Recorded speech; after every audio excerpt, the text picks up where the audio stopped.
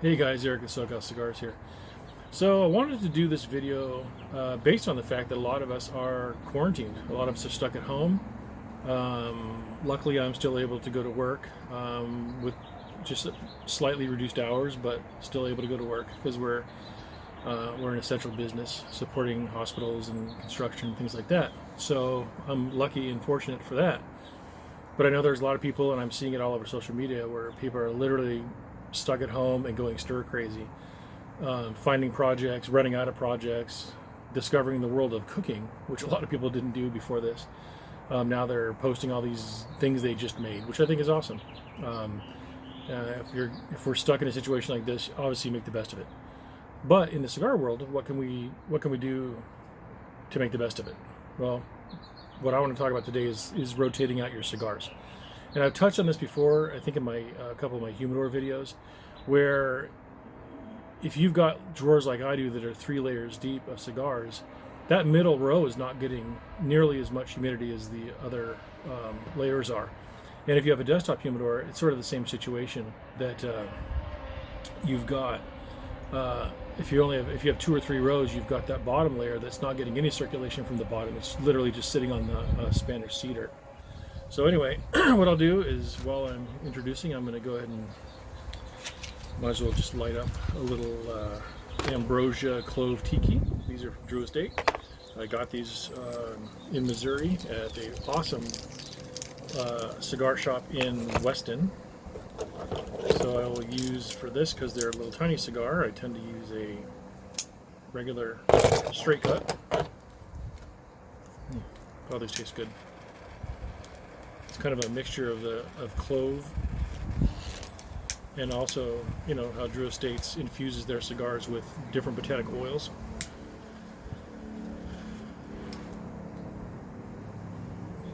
But again, it's all about choice. You know, I didn't want to come out here too long. I've got other things to get done, but I wanted to have a cigar, so I chose to have one of these little guys, like a, you know, this would be in the class of a cigarillo. But again, it's awesome. Little Drew Estate Nicaraguan ambrosia series, which I've got some of the larger ambrosias, but these are the little tiki like cigarillos. Tastes great.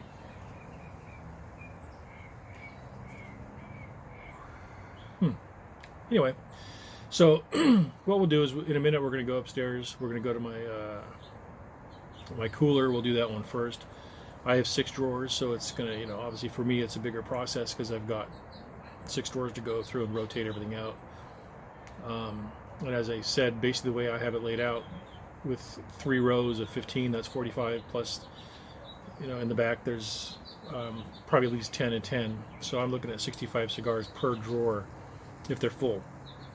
And so for me, I don't do this very often, but it's a good idea to do it at some point. I would argue, I don't want this to be, you know, hung on every word like this is hard, fast rules, because there's really not. You could literally just jumble your cigars around every once in a while and it's fine. But what I'm thinking in terms of is, if you are using a bigger box like I am, and you're actually storing and aging cigars for sometimes years, I think it's a good idea to rotate your cigars out. If you're using a desktop that holds 40 or 50 cigars, I don't think it's nearly as important, because you're probably eating through your cigars faster than I am, or people that are storing cigars in larger quantities and buying larger quantities and aging them. But I still think, you know, depending where you live, there's a lot of people that, like for in example, Denmark, a few of my relatives smoke cigars over there, and they're pretty much not smoking cigars at all during the winter, which is a lengthy winter.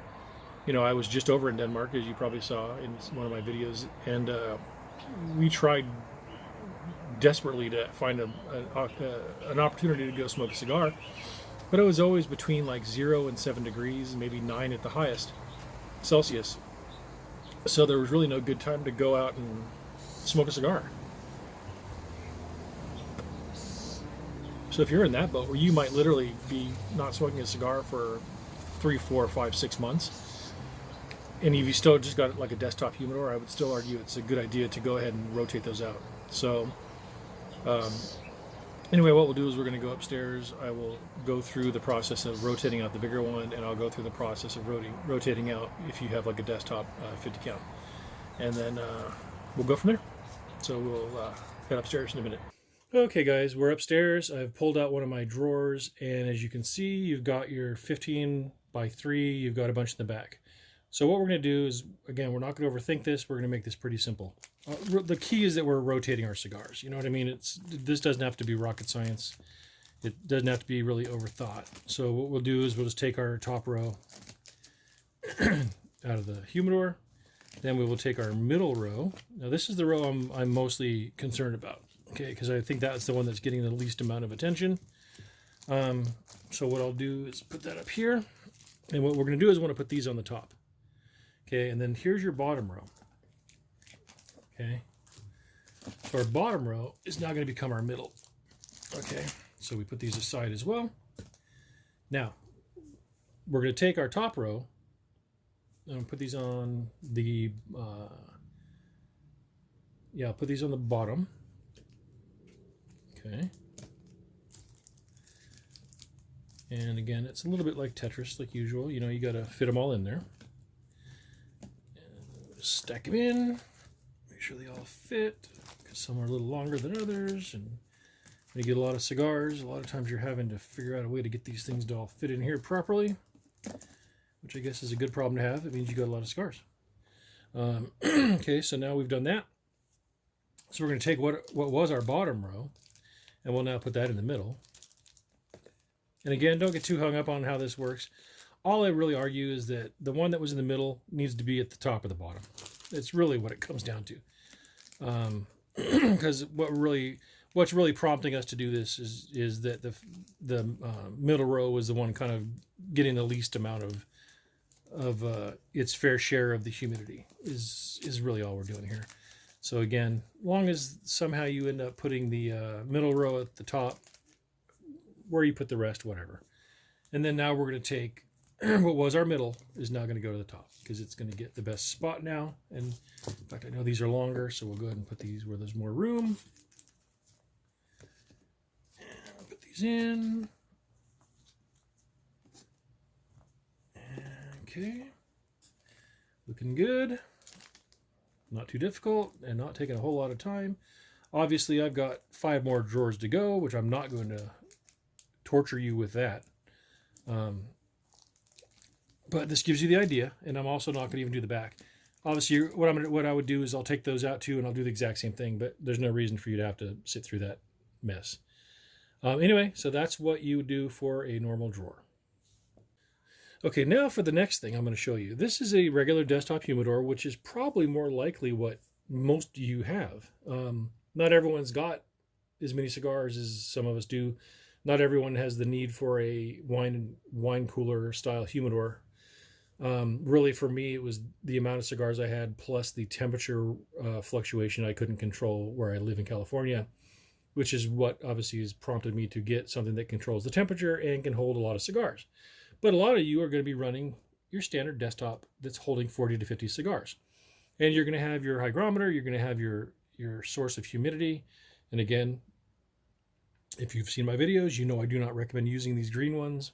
Get a jar of the beads or get the heartfelt industry beads I use, and always switch these out for digital. I never trust what they come with, but this is what I had for demonstration purposes. Anyway, so as you can see in here, you've just got a smaller amount of cigars that are kind of thrown in. What I would argue is that you'll take the top, set it aside. You'll take the middle, set it aside. And then we'll just kind of reverse the order because what we want is these bottom ones to get on the top, right? So now we're going to take our tops, put those on the bottom. And again, it doesn't have to be perfect. You know, like this one's going to stick out a little more from the middle or whatever. It doesn't really matter. You know, just to me, really, the fact that you're just rotating your cigars out, you know, just put these in. They're going to get plenty of humidity now. Really, the bottom line is that you are mixing it up. You know, you're switching them around. You're giving them a chance to get it in a really a different position than they were in before to get acclimated to the humidity that's in your environment you created here. So again, don't overthink it. Just switch them around. If you want to do what I'm doing, reverse the order. I'm always going to assume that the bottom's getting the least, especially in a desktop, because as you can see, there's no slots in the bottom. It's just the Spanish cedar on the bottom.